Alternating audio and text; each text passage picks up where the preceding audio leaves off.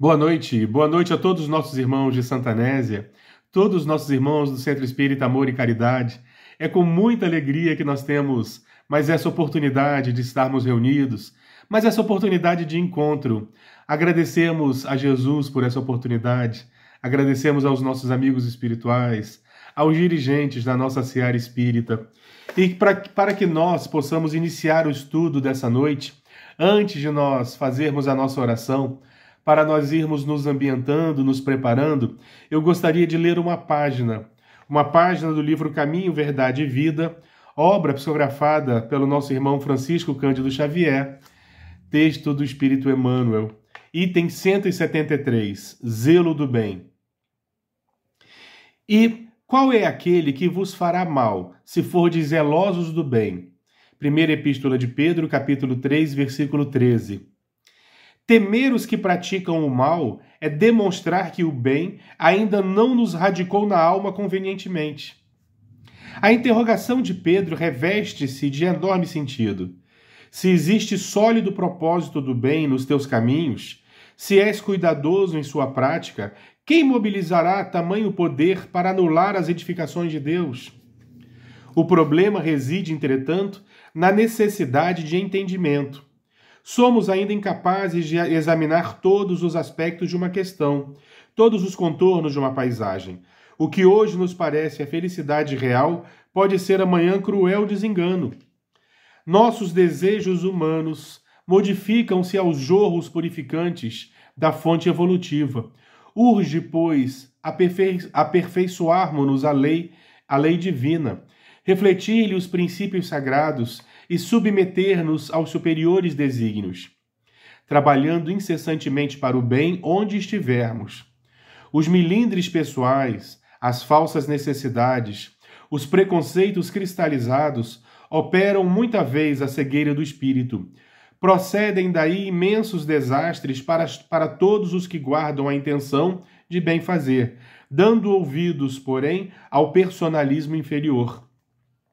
Quem cultiva a obediência ao Pai no coração sabe encontrar as oportunidades de construir com seu amor.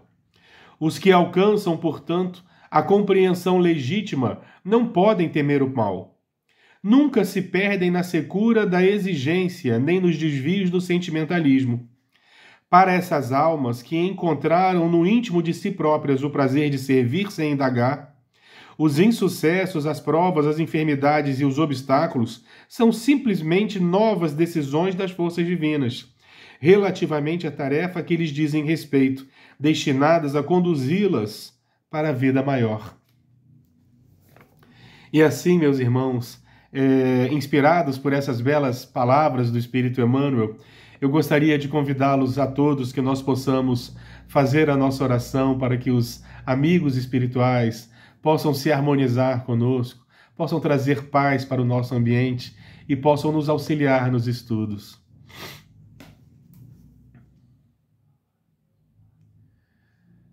Senhor Deus, nosso Pai, Jesus, anjo de toda a humanidade, amigos espirituais aqui presentes, nós buscamos o vosso auxílio, para que tu possas estar conosco nesses instantes, iluminando esse lar, inspirando-nos, Senhor.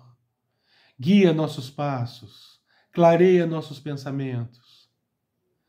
E queremos principalmente te agradecer, Jesus. Te agradecer por todas as oportunidades que temos, pelo pão nosso de cada dia que não nos faltou, pelo lar que nos abriga, pela roupa que nos aquece. Te agradecemos por nossas famílias, por todas as oportunidades que temos, inclusive as dificuldades, porque sabemos que nós recebemos tudo aquilo do qual nós necessitamos. Te agradecemos pelos obstáculos, pelas dificuldades, pelas provas. Te pedimos, Senhor, que esteja conosco, nos amparando e nos fortalecendo, nos auxiliando a erguermos-nos todas as vezes que cairmos, que tropeçarmos. Jesus, que toda essa luz que nos envolve nesses instantes, oriunda de Ti, naturalmente, possa daqui se irradiar, amparando todos aqueles que não estão aqui conosco, nossos amigos, familiares, todos aqueles em quem nós mentalizamos. Que de alguma forma, Senhor, todos estes possam sentir-te da mesma forma como nós te sentimos. Possam sentir a tua divina presença e o teu amparo. Mas eternos pedintes que somos da tua misericórdia, Senhor, te pedimos ainda mais. Que essa luz toda que nos envolve possa daqui se irradiar, amparando todos os que sofrem por motivo qualquer de dor, aos desesperados, desesperançosos, que a sua luz possa envolvê-los em esperança e paz, aos que se encontram nos leitos hospitalares, nas ruas, nas calçadas nessas noites tão frias, que a sua luz possa envolvê-los, aqueles que se encontram ao abandono, aqueles que desencarnam, Senhor, mas principalmente te pedimos, pelos odiosos, pelos rancorosos, pelos vingativos, porque temos a certeza, Senhor, que são esses, os enfermos que mais necessitam de Ti. E assim, Divino Mestre, primeiramente em nome de Deus, em Teu nome, Jesus, em nome de todos os nossos amigos espirituais aqui presentes, nós possamos iniciar o estudo dessa noite, repletados de muita gratidão. Obrigado por tudo, Senhor. E assim, meus irmãos, é com muita alegria que nós temos mais essa oportunidade de estarmos reunidos, de estarmos juntos, unidos exatamente por esse propósito maravilhoso, que é o propósito de estudarmos a mensagem espírita, a mensagem dos evangelhos, a mensagem de Jesus, sempre com o objetivo de vencermos-nos, de vencer a nós mesmos, de nos tornarmos melhores, de vencermos as nossas más inclinações, as nossas dificuldades morais, e tornarmos-nos pessoas melhores. Esse é o propósito da doutrina espírita para todos nós, para que nós possamos promover, como Allan Kardec registrou, para que nós consigamos promover a nossa reforma íntima e a caridade. É para isso que nós nos reunimos, é para isso que nós militamos nas fileiras da doutrina espírita. E nós gostaríamos de iniciar o estudo da nossa noite, o estudo dessa noite, falando naturalmente daquele que é a luz do mundo. Nós nunca iniciamos um estudo sem falarmos de Jesus. Segundo os Espíritos nos informam, Jesus é nosso modelo e guia. Jesus é o governador espiritual desse educandário, onde ora nós estamos matriculados. Recebeu-nos a todos, nos alimentando, nos nutrindo de esperança e fornecendo tudo aquilo do qual nós necessitamos para o nosso progresso, para que nós consigamos vencer essas algemas que nos prendem, que nos mantêm presos a esse solo, para que nós possamos desenvolver nossas asas e alçarmos voos, para que nós possamos libertarmos-nos dessas algemas, desses grilhões criados por nós mesmos. É necessário que nós nos esforcemos no sentido de vencer as nossas más inclinações, as nossas manifestações egóicas. E a doutrina espírita nos informa que na mensagem de Jesus, na mensagem dos evangelhos, nós encontramos tudo aquilo do qual nós necessitamos para nós vencermos nessa tarefa que ora nós iniciamos, a tarefa de vencermos-nos. Porque nós temos o mau hábito de acharmos que estamos na Terra para vencer os outros. Na verdade, nós não estamos aqui para vencer os outros ou para vencer o mundo, como nós costumamos ouvir ou como nós já repetimos diversas vezes. Nós estamos aqui com o propósito de vencermos-nos, de vencer a nós mesmos. A tarefa é para dentro, de tornarmos pessoas melhor, menos egoístas, pessoas capazes de olhar à sua volta e compreender a realidade da vida. E nesse sentido, a doutrina espírita ela nos presenteia de diversas formas. Por exemplo, quando ela nos esclarece o que é a verdadeira vida, quando ela nos esclarece o verdadeiro propósito da vida. Porque nós temos por hábito temermos, por exemplo, a morte. quando a doutrina espírita nos avisa, nos ensina, nos instrui de que a morte não existe e que a verdadeira vida é do lado de lá. Nós estamos aqui de passagem, todos nós, sem exceção. Nada daqui nós levaremos conosco. Isso nos faculta compreendermos o verdadeiro valor daquilo que temos, daquilo que está à nossa volta, e fica inclusive uma pergunta: o que nós verdadeiramente temos? O que vai conosco quando nós retornarmos à pátria espiritual? Certamente muito daquilo que nós valorizamos, muito daquilo que nós valorizamos extremadamente, não vão conosco, mostrando que nós nos equivocamos quando nós fazemos a distribuição daquilo que tem valor em nossas vidas. Curiosamente, na mensagem de Jesus, em diversos momentos, nós vamos encontrar lições e mensagens que verdadeiramente nos conduzem nesse caminho de nos libertarmos desses velhos conceitos que nós alimentamos diversas vezes.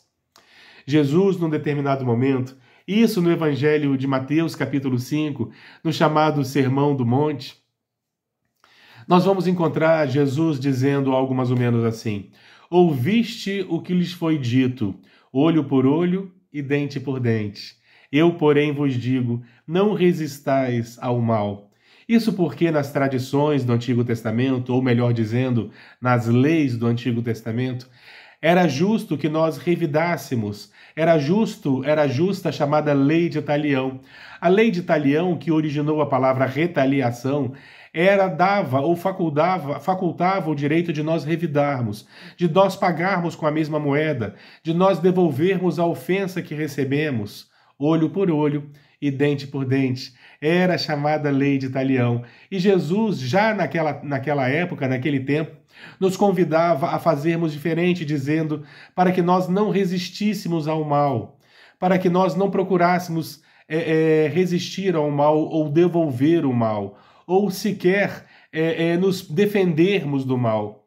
Jesus falava ou conclamava a todos nós para que fôssemos verdadeiramente e intensamente bons em todos os momentos, que a nossa bondade fosse capaz de ser repleta de compreensão e esperança a ponto de nós compreendermos no agressor a figura de um infeliz que responderá pelos seus atos.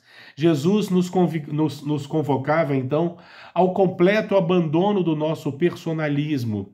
Dizia ele no versículo seguinte, após ele ter dito para que nós não resistíssemos ao mal, Jesus chegou a nos fazer um desafio que pareceu-nos extremamente complexo até para os dias de hoje. Vejamos, meus irmãos, 2000 anos já passaram e ainda temos dificuldade de compreender os ensinamentos de Jesus. Nós ainda temos dificuldade de compreender a sua mensagem e seguirmos seus exemplos. Logo em seguida, após Jesus ter dito para que nós não resistíssemos ao mal, ele dizia que se alguém nos agredisse, nos esbofeteasse numa das faces, nós deveríamos ser capazes de oferecer a outra, mostrando para aquele indivíduo que não mostrando para aquele indivíduo, como os Espíritos nos ensinam no Evangelho, que eles podem nos agredir à vontade, como se nós fôssemos sacos de pancada, como se nós, de alguma forma, até nos regozijássemos de sermos agredidos. Mas Jesus fazia com essa figura, com essa imagem tão forte, um convite para que nós não revidássemos nunca, revidássemos jamais. É óbvio que nós não devemos sair por aí oferecendo nossa face à agressão ou simplesmente permitindo que os outros nos agridam, pelo amor de Deus. Isso vai contra, inclusive, nossos instintos naturais de sobrevivência. Mas com essa imagem tão forte, convidando que nós fôssemos capazes de oferecer uma face a quem esbofeteasse a outra, Jesus, naturalmente, condenava todo e qualquer revide de nossa parte, para que nós não revidássemos, para que nós fôssemos capazes de compreender no agressor as suas dificuldades e as suas limitações. Convidava Jesus para que nós, de alguma forma, engrandecêssemos, porque aquele que consegue resistir ao mal vence a si mesmo e é o nosso propósito. E é o nosso propósito na Terra, é vencer a nós mesmos. E logo em seguida, Seguindo na mesma mensagem, Jesus teria dito que não apenas nós oferecêssemos uma face, para quem nos esbofeteasse a outra, mas quando alguém quisesse levar a nossa túnica, que nós entregássemos também a nossa capa. Ou seja, Jesus nos convidava para que nós fôssemos capazes de entregar aquilo que nós possuímos, porque, na verdade, aquilo que nós acreditamos possuir não nos pertence. Nós não somos possuidores. Jesus nos convidava a essa compreensão, para que nós pudéssemos, então, atender às necessidades daqueles que cruzam nossos caminhos. Quando alguém pedir nossa túnica, entreguemos também a capa, no sentido de nós nos entregarmos com completa dedicação. É óbvio que são imagens, como nós dizemos, são figuras fortes. Nós não podemos, por exemplo, sair por aí distribuindo tudo aquilo que nós possuímos, exatamente porque no mundo em que nós vivemos, na sociedade na qual nós estamos inseridos, nós necessitamos dos bens, dos nossos pertences, do teto, nós necessitamos das nossas túnicas. Mas Jesus preconizava, nos ensinava sobre os apegos desnecessários, que nós saibamos abrir mão daquilo que verdadeiramente não nos pertence, porque aquilo que nós possuímos ou aquilo que nós portamos, acreditamos possuir aqui na Terra, não nos pertence de fato, porque em determinado momento todos nós teremos que deixar isso para trás, porque não vai conosco. Então Jesus nos alertava sobre esse apego desnecessário. Jesus, usando essas imagens fortes, ele nos alertava sobre esses apegos que nos geram tanto sofrimento e que quando nós somos capazes de desapegarmos-nos, não faz bem apenas para nós, mas somos capazes de fazer bem também àqueles que nos cercam, àqueles que nos buscam, àqueles que cruzam nossos caminhos. E dizia Jesus, se alguém demandar-te caminhar com ele 1 milha, caminhai com ele outra milha, caminhai com ele 2 milhas. Se alguém demandar-te caminhar 1000 passos, caminhai com ele 2000.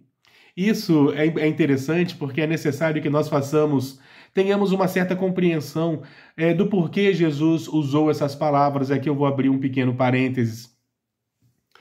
Ao tempo de Jesus na Terra, naquela região, toda aquela região estava dominada pelos romanos. Toda a Palestina estava sob o jugo romano. E os romanos dominavam toda aquela região com seu poderio, exército, com seu braço militar. A águia romana, como diversos poetas do passado referiam-se à dominação romana, a águia romana estava sobre toda aquela região e todos aqueles judeus eram subordinados aos romanos, principalmente aos militares romanos que determinavam inúmeras regras. As que mais incomodavam os judeus eram aquelas regras que os obrigavam, por exemplo, a pagar pesados tributos, pesados impostos. Isso deixava os judeus verdadeiramente enfurecidos, isso deixava os judeus verdadeiramente incomodados. A presença do dominador era um incômodo muito grande, era verdadeiramente um espinho que lhes acicultava a carne, mas o fato deles terem que pagar pesados tributos aos romanos, ao dominador, era algo muito pior. E existiam outras regras que incomodavam muito os judeus, que sempre faziam com que eles se lembrassem a figura do dominador e o quanto eles estavam naqueles momentos todos injustiçados. Faziam com que eles se sentissem abandonados pela divindade. E existia uma lei muito curiosa, uma lei que dizia que se um romano, um soldado romano, precisasse de ajuda para carregar um peso, todo judeu que fosse convocado era obrigado a ajudá-lo a carregar esse peso por 1000 passos. Todo judeu era obrigado a caminhar carregando o peso, carregando os pertences do soldado romano por 1000 passos. E isso, naturalmente, era algo que incomodava muito os judeus, porque eles se sentiam verdadeiramente escravizados. Se um soldado romano carregando, por exemplo, uma bolsa, carregando, por exemplo, um peso qualquer, se aproximasse de um judeu, ele tinha o direito de obrigar esse judeu a caminhar com ele 1000 passos carregando o seu peso. E isso, naturalmente, era extremamente humilhante para aqueles personagens, mas eles eram obrigados a caminhar 1000 passos. Entretanto, O dominador, ele punha limites. Ele afirmava que todo judeu tinha que caminhar 1000 passos e nada além disso. Eles eram obrigados a caminhar 1 milha. Quando nós paramos para refletir, um passo tem cerca de 80 centímetros em média. Então o passo dá cerca de 1,2 km. 1000 passos dão cerca de 1,2 km. Se um soldado romano quisesse obrigar qualquer judeu a caminhar 1 milha, caminhar 1000 passos, era cerca de 1,2 km, e todos os judeus eram obrigados a obedecer. Entretanto, a lei dizia que eles tinham que obedecer só por 1000 passos. Não precisavam, não tinham a obrigação de caminhar nada além disso. Então os judeus, muito a contragosto, muito revoltados, eles caminhavam com o romano esses 1000 passos. E Jesus, então, Jesus dizia que se alguém demandar-te caminhar com essa pessoa 1000 passos, que nós fôssemos além, que nós caminhássemos outros 1000, que nós caminhássemos 2000 passos, que nós caminhássemos 2,5 km carregando o peso daquele indivíduo. Para aquelas pessoas que ouviam a mensagem de Jesus, imaginamos o quanto tudo isso era complexo, o quanto tudo isso era difícil de compreender. Hoje nós não estamos mais sob julgo romano, hoje nós não somos obrigados a caminhar 1000 passos carregando os pesos de ninguém. Entretanto, quando nós trazemos a mensagem de Jesus para os dias atuais, todos nós temos inúmeras obrigações, por mais que nos sejam desagradáveis. Todos nós cuidamos, por exemplo, das calçadas que existem à frente de nossas casas, cuidamos do nosso lixo, cuidamos dos nossos deveres civis, dos nossos deveres como cidadãos. Mas quando nós pegamos a mensagem de Jesus, nós refletimos sobre os nossos deveres. Jesus nos convidava para que nós fôssemos além daquilo que são nossos deveres, além dos 1000 passos, que nós caminhássemos outros 1000. Nós somos obrigados a caminhar 1000 passos, mas que nós, com alegria, fôssemos capazes de andar outros 1000, ou seja, para que nós fôssemos capazes de fazer além daquilo que nós somos convocados, além daquilo que nós somos obrigados, além da nossa tarefa, além do nosso dever. Nós podemos fazer, por exemplo, um paralelo, o serviço público. Eu, por exemplo, sou funcionário público, sem querer fazer nenhum tipo de autobiografia, mas apenas para exemplificarmos, nós sabemos o nosso horário de serviço, a nossa tarefa, aquilo que nós devemos fazer. Eu sou funcionário público da educação e eu sou convocado, então, a cumprir determinadas tarefas, mas com muita alegria nós cumprimos além dessas tarefas, porque nós compreendemos que somos seres espirituais, somos seres que podemos oferecer muito mais daquilo que nós somos obrigados ou nós somos convocados. É fazermos além do necessário, ou fazermos além daquilo que nos é pedido ou aquilo que nos é cobrado. Jesus falava para que nós fôssemos capazes de fazermos verdadeiramente além. Nós não precisamos cuidar apenas das nossas calçadas, nós podemos ir um pouco além. Era esse o convite que Jesus nos fazia. Mas imediatamente eu imagino que todos nós, com raríssimas exceções, tenhamos nos sentido incomodados ao ouvirmos isso. Como assim? Eu faço a minha tarefa, a minha parte, a minha obrigação, e conheço muitos que não fazem nem isso. Ah, meus irmãos, o problema dos outros é dos outros. A nossa tarefa é conosco, é vencermos-nos, é sermos capazes de dar além daquilo que nos é solicitado. Isso é vencermos-nos, é promovermos em nós o desapego, vencendo o nosso ego e o nosso personalismo. Jesus nos convidava a vencermos-nos e, na verdade, quando nós reencarnamos, o compromisso que nós assumimos é com a nossa reforma íntima, são com as nossas tarefas. Meditemos sobre isso, porque quando nós estamos na Terra, nós gostamos de cobrar muito a reforma íntima dos outros, a tarefa dos outros, olharmos os que os outros estão fazendo, quando, na realidade, o nosso compromisso é conosco. Como eu disse, ao reencarnarmos, assumimos o compromisso conosco. É que aqui, chegando aqui, nós gostamos de falar sobre os erros dos outros, o que os outros estão deixando de fazer, o que os outros devem fazer. Mas nós devemos observarmos-nos, as nossas tarefas, o que nós devemos fazer e o que nós podemos fazer além. Estamos todos nós aqui nesse balaio, nesse educandário divino, para educarmos-nos, para vencermos-nos, para contribuirmos, para colaborarmos. A pergunta não é o que Jesus pode fazer por nós, mas o que nós podemos fazer para colaborarmos com a tarefa de Jesus, de melhoria desse orbe. E nós não podemos ficar restritos naturalmente só com a nossa parte, só com a nossa tarefa. Nós podemos ir um pouco além da nossa calçada, porque se nós só fizermos a nossa parte, só fizermos por nós não estaremos contribuindo, nós não estaremos somando. E o que nós, espíritas, o que nós, cristãos, podemos fazer por um mundo melhor? Só a nossa parte? Só aquilo que nos cabe? Nós podemos ir além, naturalmente, dando além daquilo que nos pede, ou daquilo que nos é solicitado, ou daquilo que é nossa obrigação. Nós podemos ir além, fazermos mais. Se somos obrigados a caminhar 1000 passos, caminhemos outros 1000, totalizando 2000 passos ou mais.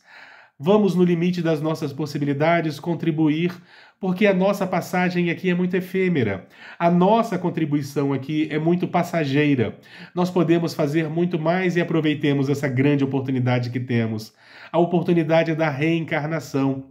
Quando Jesus nos recebeu a todos nesse educandário divino, sabedor das nossas dificuldades, das nossas limitações, dos nossos vícios, conhecia também as nossas virtudes e sabia que todos nós temos condições de contribuir, para isso viemos.